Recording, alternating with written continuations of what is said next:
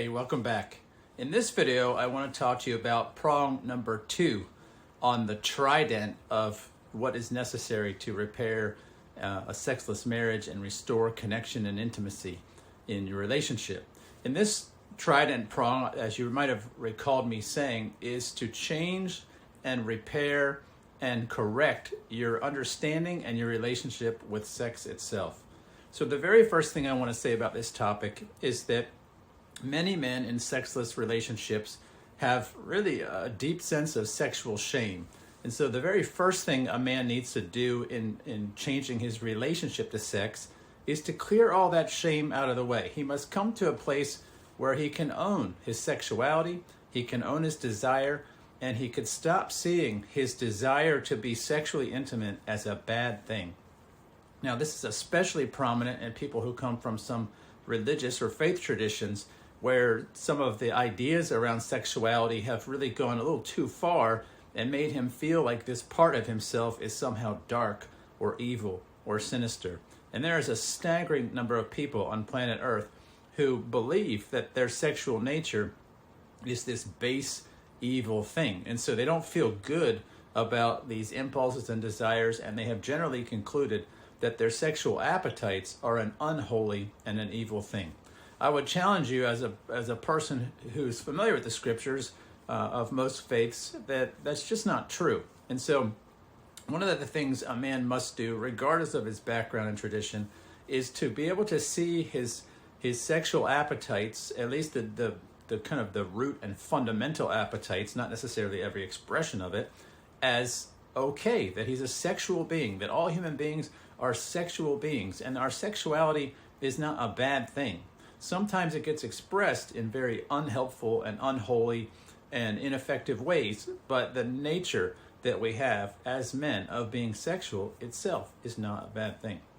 And so that's the first thing a man needs to get some clarity about in changing his relationship to sex.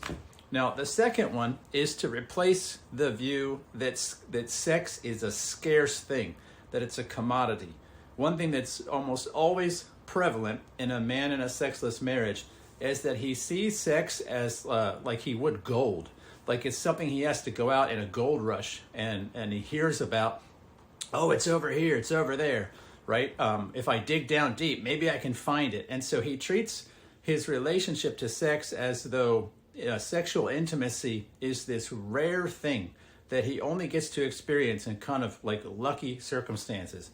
And for the man who treats sex with that kind of scarcity, that it's like winning the lottery or finding treasure, it becomes very much like that. It becomes scarce. It becomes something he, in his thoughts and imagination, has kind of seen as not really for just typical everyday life. And because he sees it this way, he approaches life this way.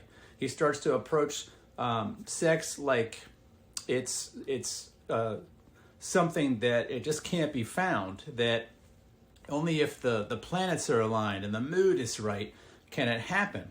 Now, that way I'm describing to you about relating to sexuality is very much an externalized way about thinking about sex. It's putting all of the onus for my sexuality outside of me. That means other people own it, specifically a partner.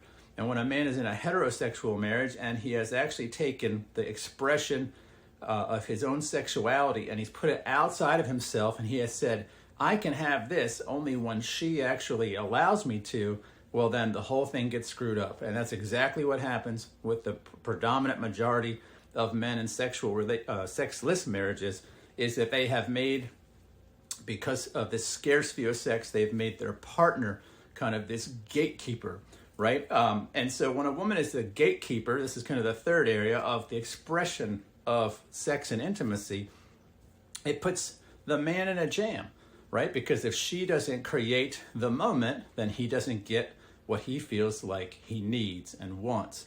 And this kind of just reverses the whole dynamic of penetrator and penetrated. It reverses the dynamic of a man initiating intimacy and connection, sexual intimacy, time together, all this stuff, and it makes her in charge, and it makes her the gatekeeper.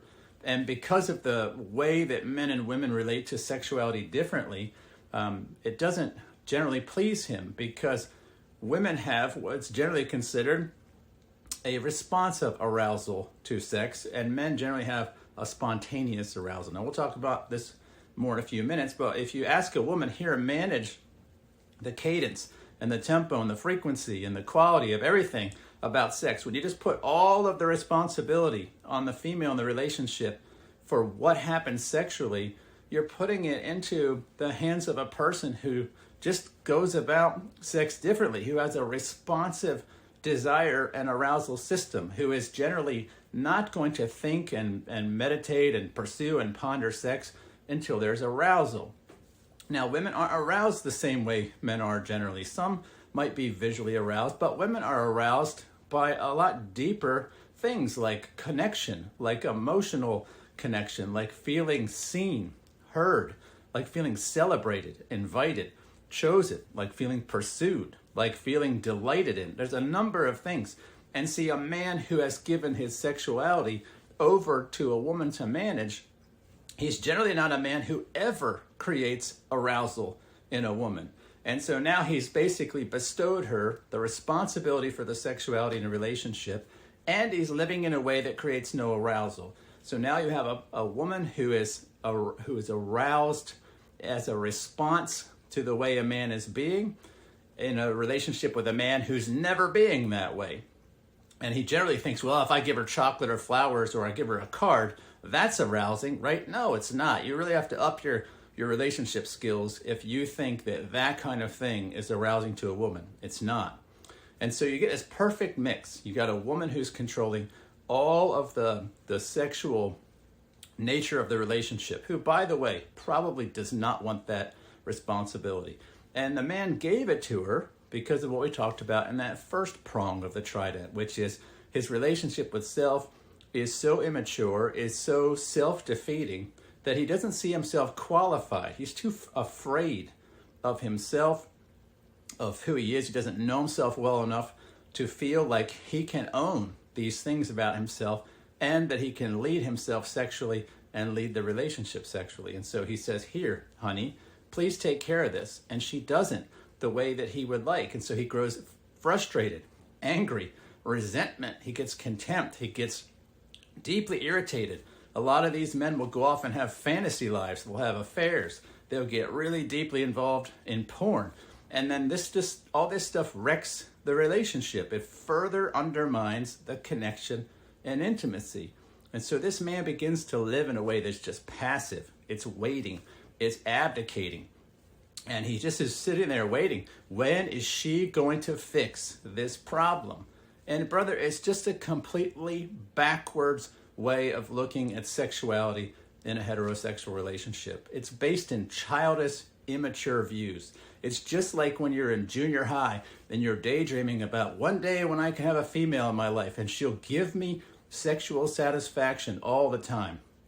A lot of men never grow out of that understanding, and they bring that junior high boyish view all the way into being in their 30s, their 40s, their 50s, their 60s, their 70s, and they're still living in this story and energy where women create the sexual gold that I get to luckily find every once in a while. And that never leads a man to a healthy relationship with vibrant, intimate connection of every kind.